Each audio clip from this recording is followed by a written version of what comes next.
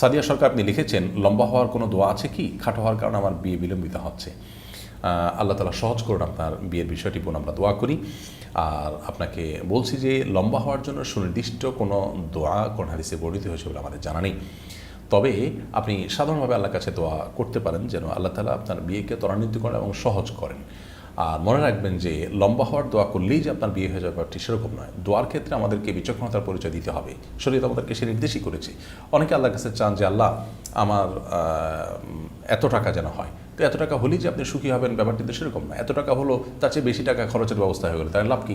একজন আল্লাহর কাছে দোয়া করেছেন, আল্লাহ আমার যেন এমন জীবন আসে যে আমার 2 হাত ভর্তি টাকা থাকে এবং আমার আশেপাশে শুধু মেয়ে আর মেয়ে থাকে। তো সেই ভদ্রলোক দেখা গেল যে কোনো একটা কলেজের আপনার বাসের হেল্পারের চাকরি পেয়েছে, 2 হাত ভর্তি টাকা থাকে, সে টাকা মানুষের আশেপাশে মেয়েরা আছে, মেয়েরা কলেজের ছাত্রী। তো এই ধরনের দোয়া অহেতুক দোয়া, এ ধরনের দোয়া কোনো যৌক্তিক দোয়া নয়। আপনি দোয়া করবেন, আল্লাহ আমাকে সুখ শান্তি দেন, আমাকে ভালো জীবনসঙ্গিনী দেন। আল্লাহ তাআলা তার জন্য যা দরকার সেটি ব্যবস্থা করবেন, আপনার দোয়া যদি শর্ত পূরণ করে করতে পারেন।